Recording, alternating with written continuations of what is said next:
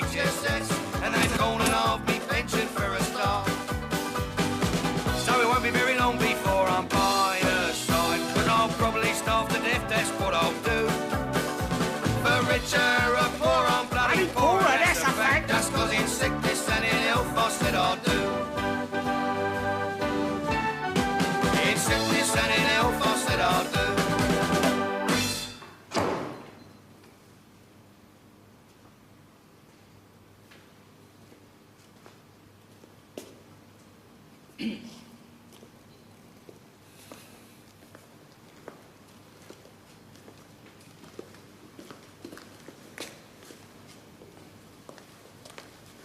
Mr. Garnett? Ah. You've come for religious instruction. That's right. Yeah. I'm marrying Mrs. Ollenbury. I'm Church of England and she's... Roman Catholic, yes. Yeah. I was just looking at them. Oh, yes, the Stations of the Cross. That's our Lord on his way to Calvary. They give him a hard time, didn't they?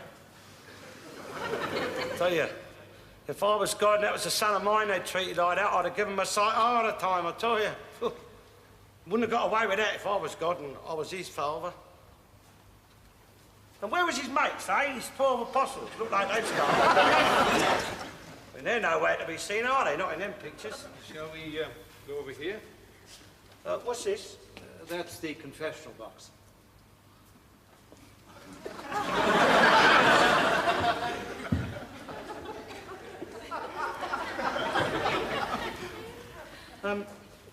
Them pictures you got there, the Lord, yes? They're not painted from real life, are they? No, no, no, they're artistic impressions. Yeah, well, I'll be honest with you, Father, I'm not much of an expert on art myself, but... I'm sure. It's... I mean, the way they painted that lad, I mean, it don't look a bit like you imagine a son of God to look. Oh, tall. Long hair, hippie shirt. Sure his father wouldn't send him out looking like that. I mean, I wouldn't send a son of mine out looking like that. It was the costume of the day. As tradition, all priests still wear the cassock. Yeah, well, I can't believe that God would go around looking like that. I mean, not a man in his position. What do you suppose he'd wear? A bowler hat? Well, I'd be very surprised to see him walking about in a nightshirt with long hair. Well, how would you imagine God? What if he sort of, like, made a personal appearance, like outside of Parliament or up on a balcony at Buck House? Well, I don't know, I mean, a bit like Winston Churchill, I suppose, you know? Big cigar. Well, not looking like a bloody Hare Krishna, that's for sure. Excuse the language, Father. Get a lot of sinners in here, do you? Well, I suppose we have our share. Yeah. You give them a hard time, do you? Hey? I mean, what's she done, the old lady there? I mean, she's been on her knees since I've come in here. I believe you've come to see me about your marriage to Mrs. Hollingbury. Oh, yeah, that's right. Well, see, the thing is, I'm Church of England, see, and... Well, I don't know much about your lot. So I thought, you know, if you could give us a bit of instruction, you know, so as I'll know when to kneel down, when to stand up, and when it's all right to sit down again, sort of. Oh, sorry. You know, and when to take me hat off. Well, there's a bit more to it than that. What I would say to you in this situation, one of you is a Protestant, one is a Catholic, and you've both got to encourage one another in your own respective religions. Yeah, but, see, what I want to know, Father, is when we get up there to heaven, me and Mrs. Ollenbury, do I go into the Protestant heaven, and does she have to go into the Catholic heaven, and are they far away, you know, like for visiting, that sort of thing? I mean, you know, not too far for a day out to see her, like. You know? You're both going to the same heaven. Oh. Well, look, do I have to join up with my first wife when I die, or do I have to join up with Mrs. Ollenbury? Well, that's a good point. That worries me. What I would say to you is this. The wife who had 7 husbands. And the question put to our Lord was, well, at the resurrection, whose wife was she going to be? And our Lord's answer is, In the heavens, there is no marriage.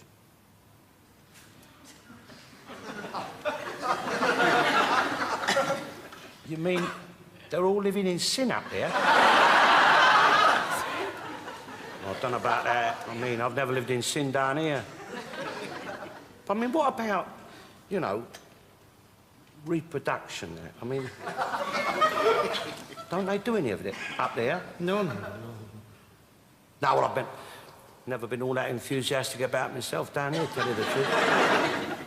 And what about, I mean, what age are you up there? I mean, if you go up there young, do you stay young? And if you're old when you get up there, do you stay old? And what happens if you meet your mum and dad? I mean, are they the same age as you? Yes, it doesn't matter. You become an immortal soul. But, yeah, but, see, this immortal soul, has he got a face? I must have, eh? Because otherwise you wouldn't know each other, would you? Well, as to what you look like, the answer is the concept of heaven is perfect beatitude, perfect happiness. Well, how are you going to be perfectly happy? Well, that's easy, isn't it? I mean, if West Ham did the double and win the European Cup, then I've got plenty of booze to celebrate it. No, we've to go back to the theological side of it. Now, if you're going to be perfectly happy, it's going to be you at your most perfect, whatever that was. Yeah, well, that is hard to say. Modern biology will tell you, genetics, we have got tremendous potential, which has never been fulfilled in this life, never. Now, in this splendid state of perfection, which is heaven, you could be anything. Einstein, the great mathematician, Van Gogh, the great painter, Mozart, the great musician. I'd like to be Alf Garnett, the great centre-forward for West Ham and England. Mrs. Ollenbury.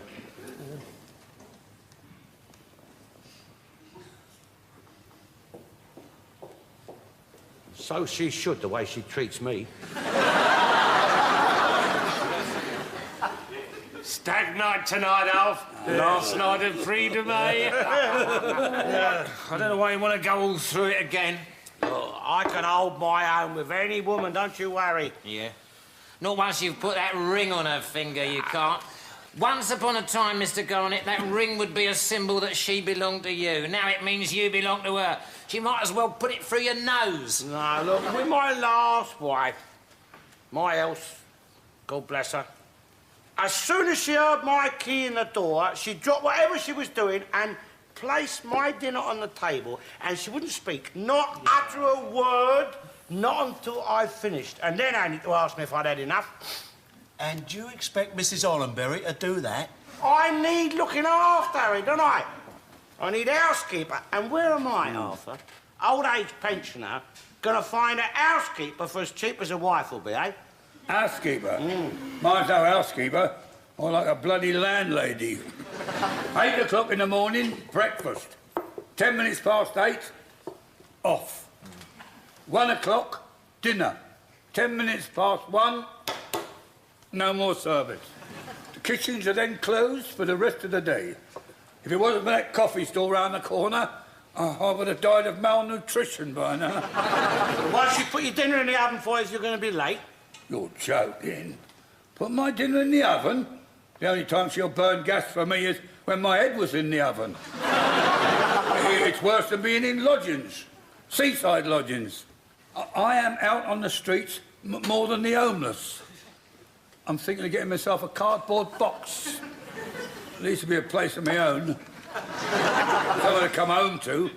I won't have to be in by 10 o'clock every night. Yeah, but what about tonight, Arthur? It's a stag do. I'll put you in for a late night pass. Here, look. I bought her a present. Huh? Here. Here you are. Well, what do you reckon? It's good, isn't it? Eh? How much do you think that cost? Go on, have a guess. £5. How'd you know? I saw the bloke selling them down the market. You got that for Mrs. Ollenbury, did you? Yeah, it's a wedding present. I mean, and the ring. Yeah. Well, if I was you, I'd keep them wrapped up. Oh, yeah, see what you mean. Keep it out of sight. Oh, don't want me collar felt, eh? What I mean is if you get a bit of humidity on them, they're going to turn green. What are you talking about? That's gold. Gold? Hey, where are you from? Where do you think you're going to buy gold in London for £5? It's just his spiel. Tell him it's stolen. Every honest citizen will rush to buy Of it. course. Oi, here, listen.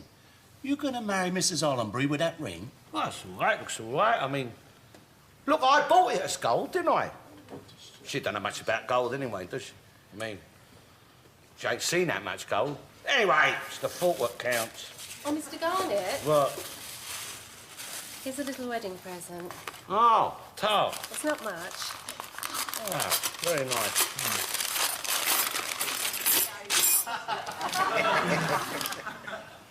Well, it ain't much, is it? I mean, what happens if somebody comes to dinner? Honest. Alf, it's the thought what counts. Yeah, well, not much thought gone into that, is there? Here, we do have afters in our house too, you know. A lot of thought went into that, Alf. Well.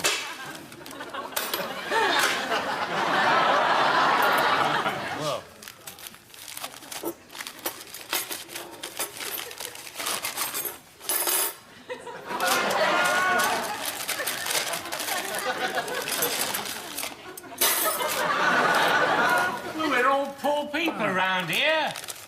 We didn't want you and Mrs. Hollenby to have cheap, nasty, small presents. So we all clubbed together. Get you a decent set of cutlery. Well, bloody hell, we've got knives and forks. It'd be a nice gift. Well, what do you think we eat with now? Fingers? I said you wouldn't get much thanks for it. Look at that. Look at that. God, blimey. I mean, there's only two of us, you know.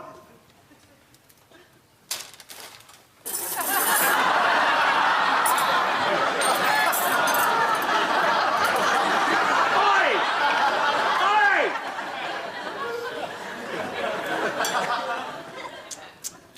Ooh, I don't know who buys this rubbish.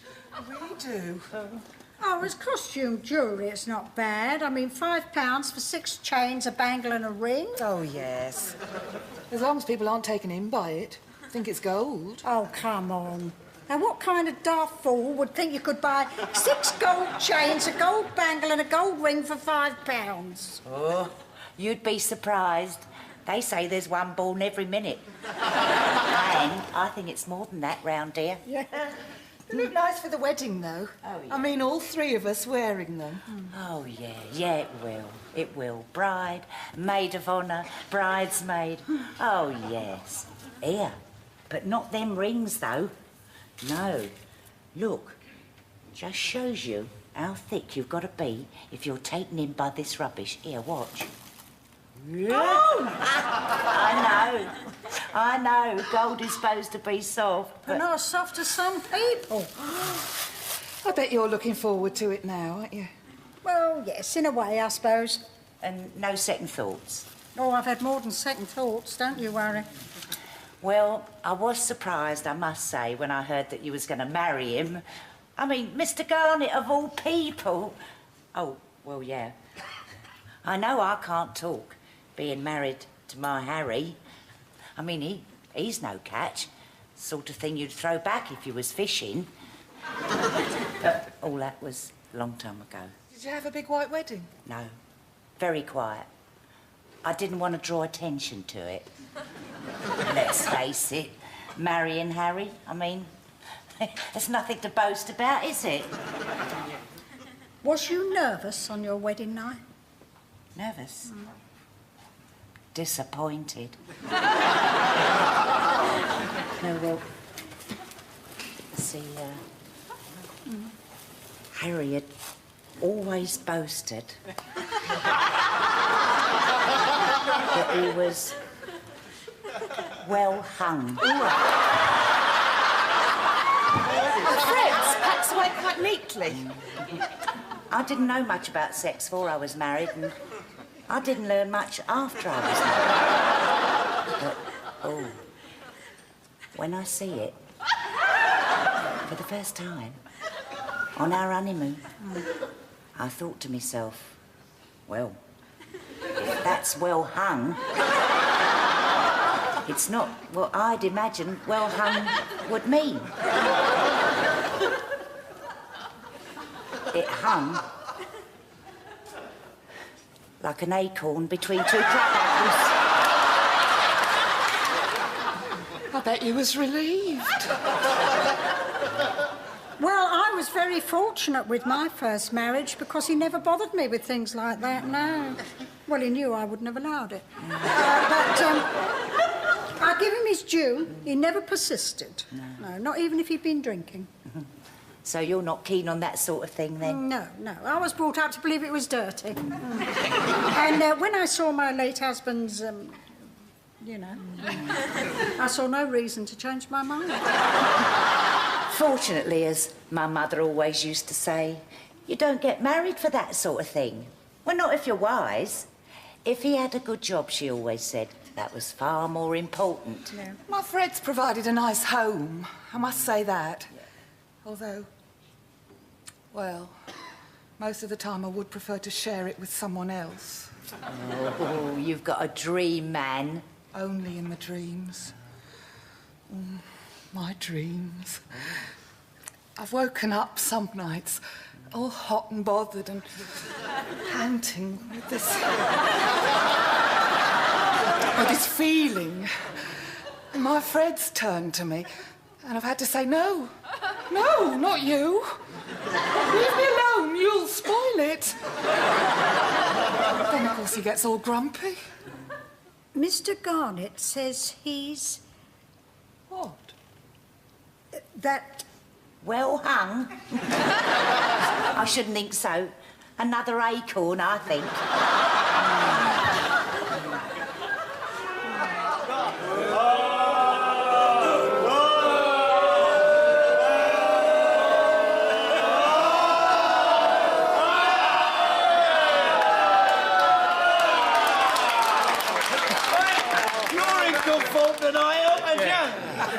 Getting some lead in your pencil, Yeah, you're gonna need it. You're gonna need some lead in that old pencil of yours. That Mrs. Ullingbury, she's been without it for years. She's gonna be hungry for it.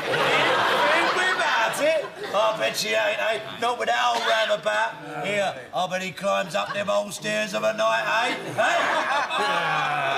eh? Yeah, I don't know what we're laughing at. Here's a man about to face his doom, as they say. Yeah, well, you can have a laugh and a drink and a wake, can't you? A wake's better than this. I mean, here is a man getting banged up for life.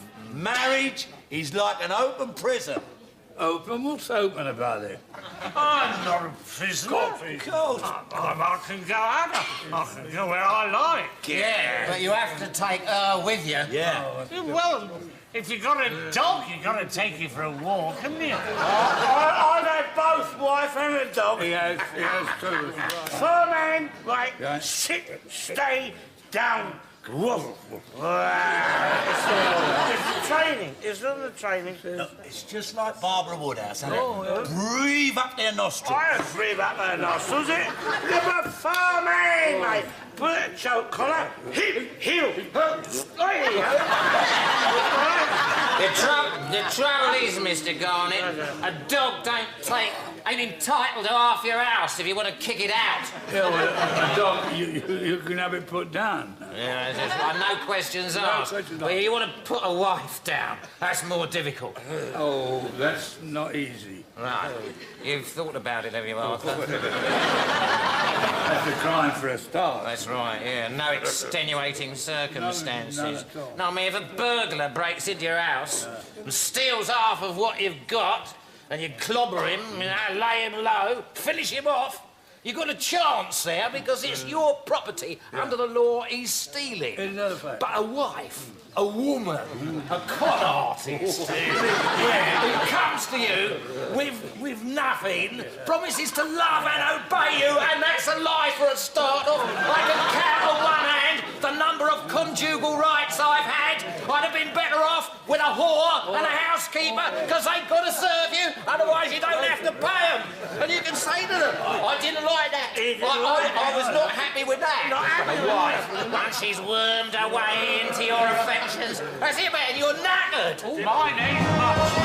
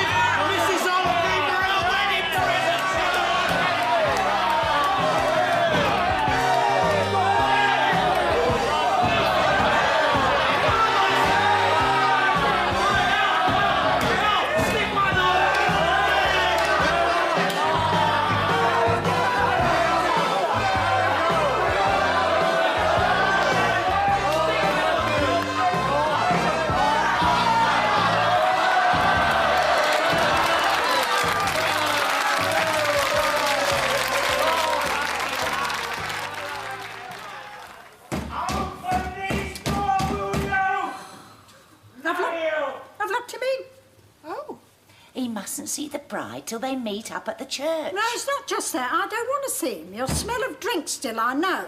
Oh, the state he got himself into last night. Did you have to put him to bed?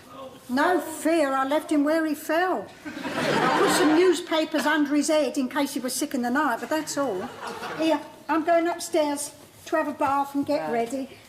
Perhaps one of you ladies could let him out once I'm upstairs. Oh, yeah, don't let him touch any of this drink, will you? Because I don't want him coming to the church drunk. Oh, come on. Oh, God. Well, what's going on? Why have you locked me in there? Well, you're not supposed to see the bride until you meet at the church. Well, how can I go to church if I'm locked in there, eh? Mrs. Ollingberry says you've got to lay off of that stuff. She don't want you arriving up the church drunk. No, it's the first today, innit? I'd hope so. You've only just woken up. Well, just alive and that's all. You'll make yourself ill drinking this early. I am ill. God, blimey. My head. Oh, we had a skinful last night, didn't we? Disgusting. Shut up. There's some breakfast cooked for you in the oven. No, a few of these will do for me, don't worry. Look, how am I supposed to get ready and dressed if I can't see the bride, eh? Well, you'll use your bedroom, won't you, I should think? Well, I might want to go to the bathroom. I might want to wash or something. Oh, I think I'll pour myself a little something now that the praying mantis has gone. Yeah, hold on. What? Here, look, give that to Mrs. Ollingberry, will you? It's my wedding present to her, tell her. I'm sure she'll be pleased. Yeah.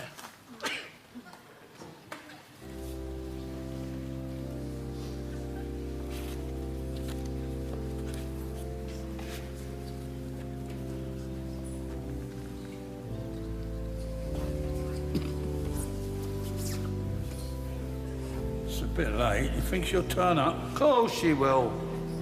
It's her big day, innit? Yeah. She's got her heart set on this. It's her happy day. Yeah. She's been looking forward to this for months, she has, half.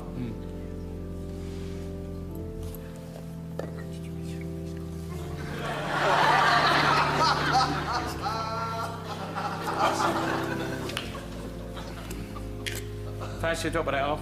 Oh, not half. Yeah. Milk, though? Oh, cheers, Al. Good luck. Oh, handsome. Slide it along to Mr. Carey, will you? Not half. Thirsty work this waiting.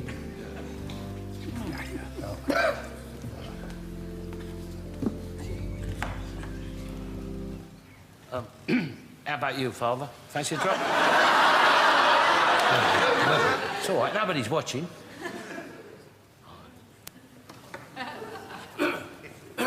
Excuse me, Father. Could I borrow an offering plate, make a collection? Oh, certainly. Thank you.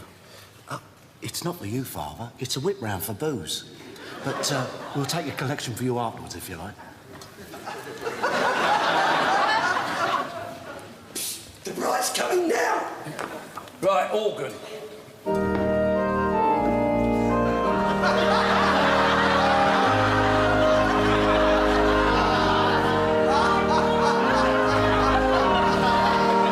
She ain't coming down the aisle to that. She ain't coming down the aisle to that. I want Here Comes the Bride. She wants Here Comes the Bride. She wants Here Comes the Bride.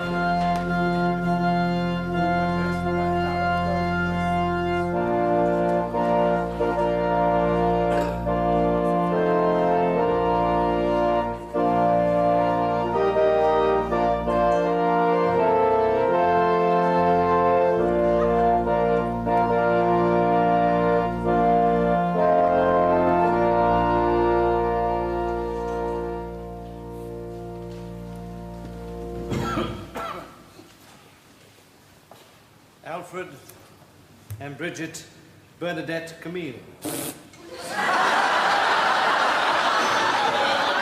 have come together in this church so that the Lord may seal and strengthen your love in the presence of the church's minister and this community. Christ abundantly blesses your love. He has already consecrated you in baptism, and now he enriches and strengthens you by a special sacrament so that you may assume the duties of marriage in mutual and lasting fidelity. And so, in the presence of the church, I ask you to state your intentions. I shall now ask you to freely undertake the obligations of marriage and to state that there is no legal impediment to your marriage. Are you ready? Freely and without reservation to give yourselves to each other in marriage. Excuse me, Father. I don't have to say obey. Oh, no, we don't have that now, not in this ceremony. Yes, so I won't have to say obey.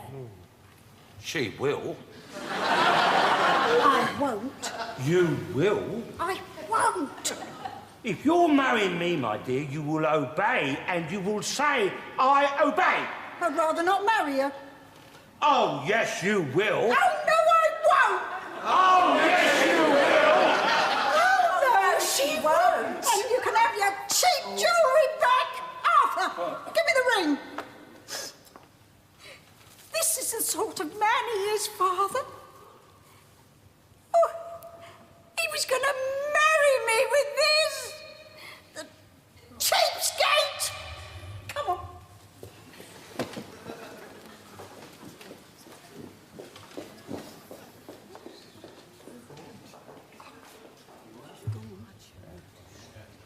Don't be too upset, Mr. Garnett. It's a lucky escape. Don't be too upset. I could have gone and watched West Ham this afternoon.